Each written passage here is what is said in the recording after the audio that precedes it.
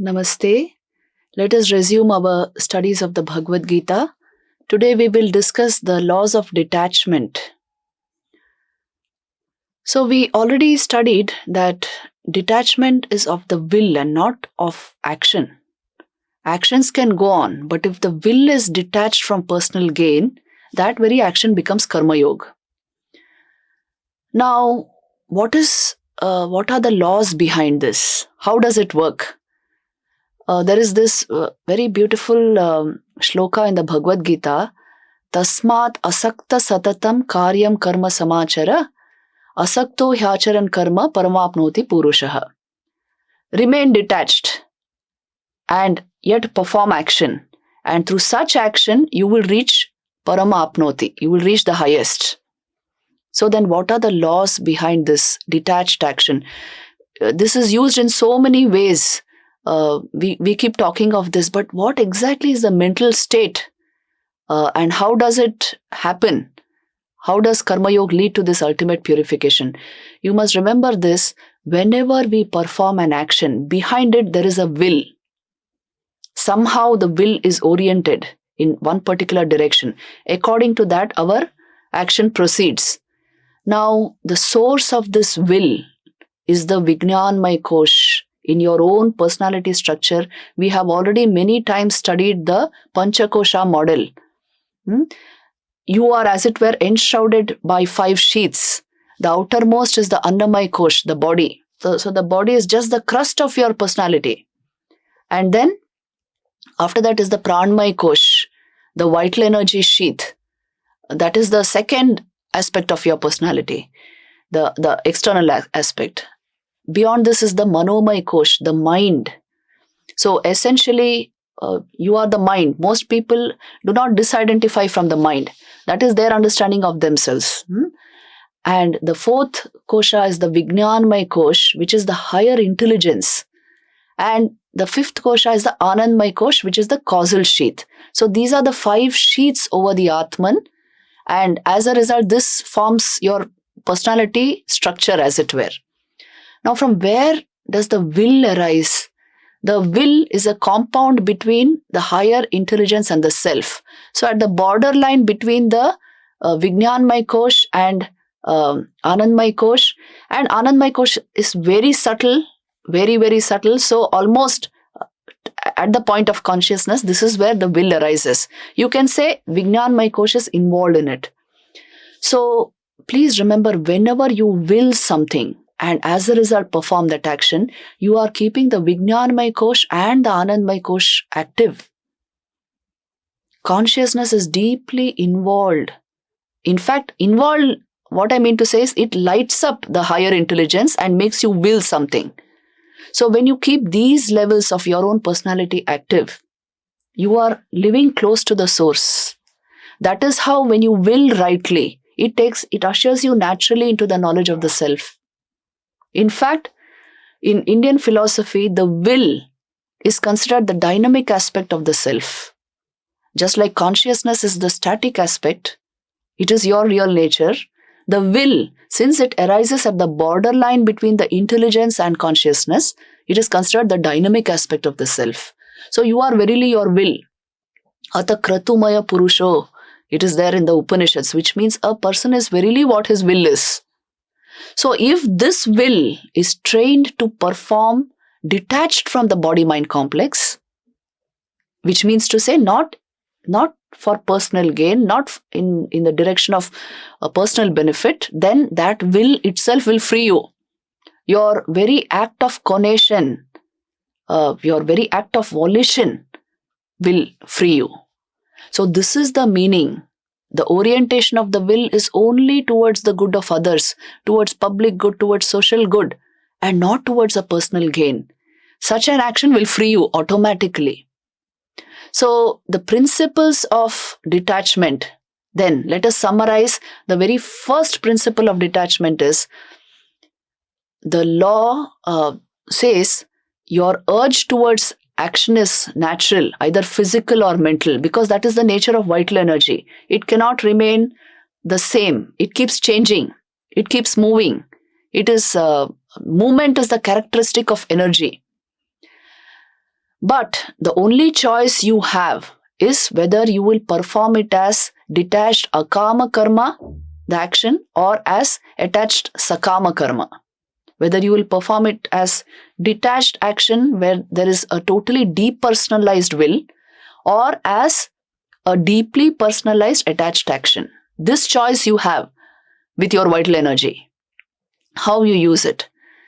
The second principle of karma, you see, the law of conservation of energy also says energy cannot be created nor destroyed, but it can be transformed from one form into another, isn't it?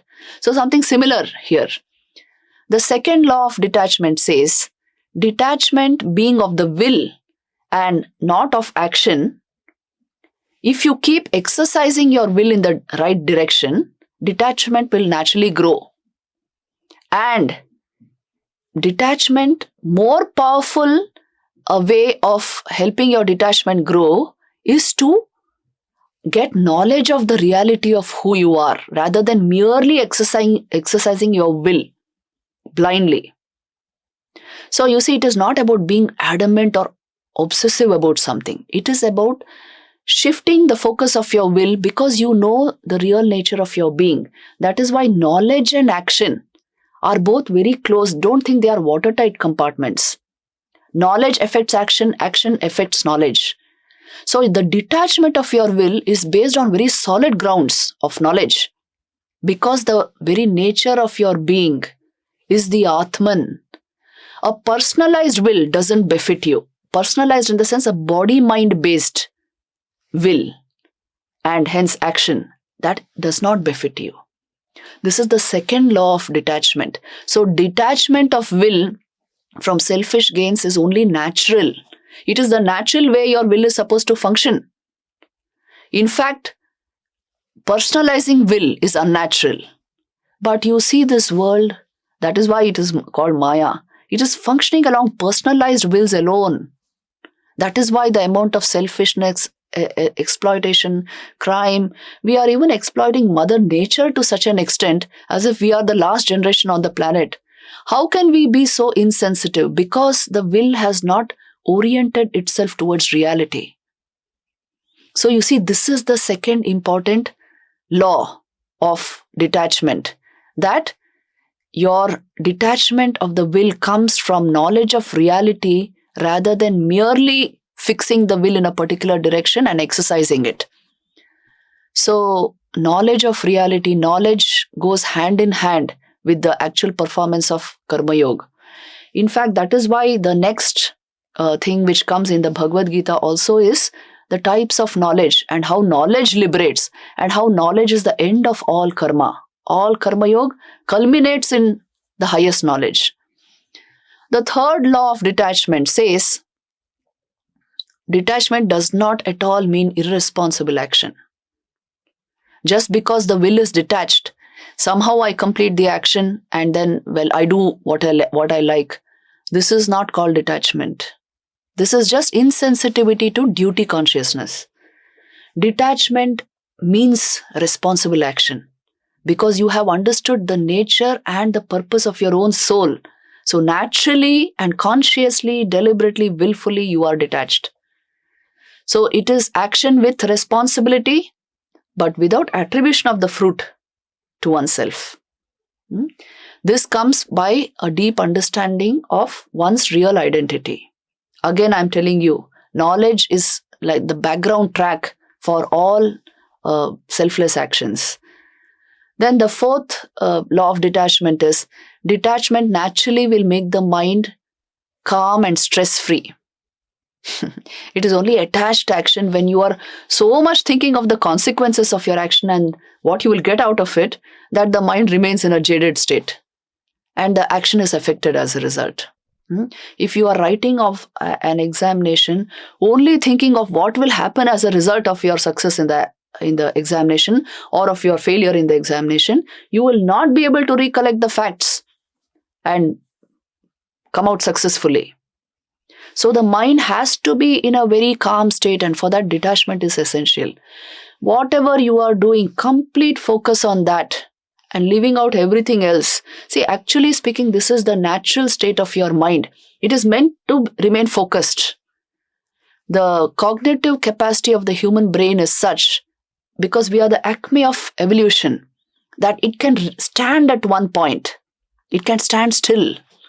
But we distract it because we don't grasp these essential principles of life. So remain focused and keep the mind calm, composed, and you will see detachment is only natural. Suppose in any kind of action, whether it is an examination you're writing, an assignment you're giving, a game you are playing, if you're only thinking of the consequences, the mind will become restless. When you stop that thought of the future or the past and rivet yourself in the present, that is when the action reaches perfection. So frenzied work, restless work is not called dynamism. Please understand, these are all the mistakes we make in trying to understand karma, the nature of work. Only the calm and control can truly work. And the type of work you do will not matter. The intention, the motive behind the work is all that matters. These are all the essential laws and principles of detachment. If you work like this, you will enjoy the experience of life immensely.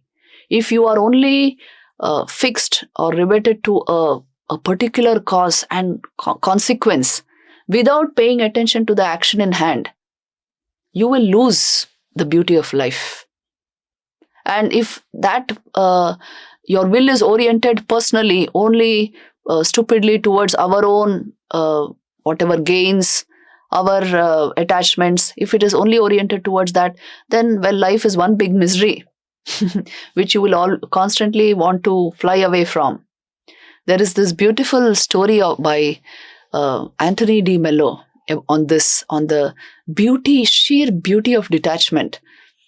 He speaks of a group of tourists who were traveling in a bus. Now it was a huge tourist bus, a very gala affair, and with huge windows so that they could see the beautiful countryside. They were passing through the heart of Europe, so they could see the very, very magnificent mountains and lakes, the streams, the forests. So there were huge windows. But when this group of tourists entered the bus, the shades were put for the windows. All they had to do was sit in their places and remove the shades. But then they got into a squabble while sitting. And the bus started moving, but still their argument went on that who should have been given the special seats, who should have been more honored, and whose place is first, whose place is second. All this squabble was going on, and they passed through the entire journey that way, completely ignoring the beautiful sights around them.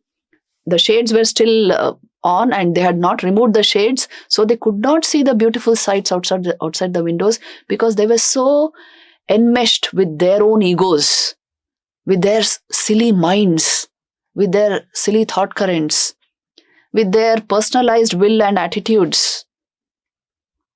So you will miss the beauty of life without detachment. You must open the shades and detach your will from the silly ego and its workings, and then you will see the beauty of life. So detachment is the key to experiencing life fully. And without that, you remain trapped in the silliness of your mind.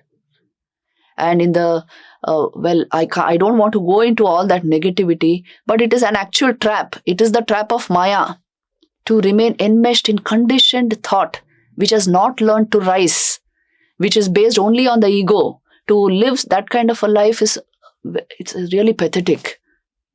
So detachment is the sheer beauty of life. In any act, in any relationship, in anything that you think or do, if there is the spirit of detachment, you will at once jump into the larger picture. You will not remain enmeshed with any kind of conditioned element there. And that is the way to experience the joy of life. So examples for this you can see in your own life. Whenever you have been in misery, it is due to attachment. Whenever you have been in joy, it is due to detachment. Check this out and see. So that is why the principal message of the Bhagwat Gita, Swakarmana tam abhyarcha siddhim vindati manava. Detached action is the way to the highest in human life. Let us grasp this in the first person, and we would have grasped the message of the Bhagavad Gita.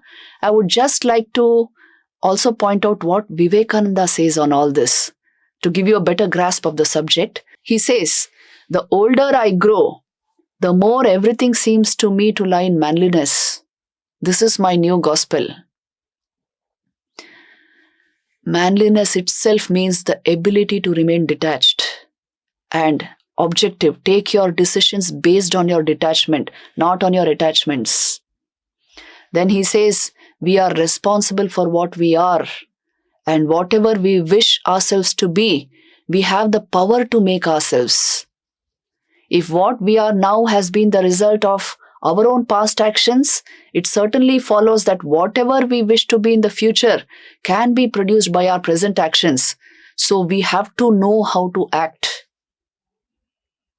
Elsewhere he says, nothing makes us work so well at our best and highest when all responsibility is thrown upon ourselves. When we will have nobody to grope towards, no devil to lay our blame upon, no personal God to carry our burdens, when we are alone responsible, then we shall rise to our highest and best. So you see, the onus is all upon you. How you train your equipment to perform detached action, that will decide the course of your life.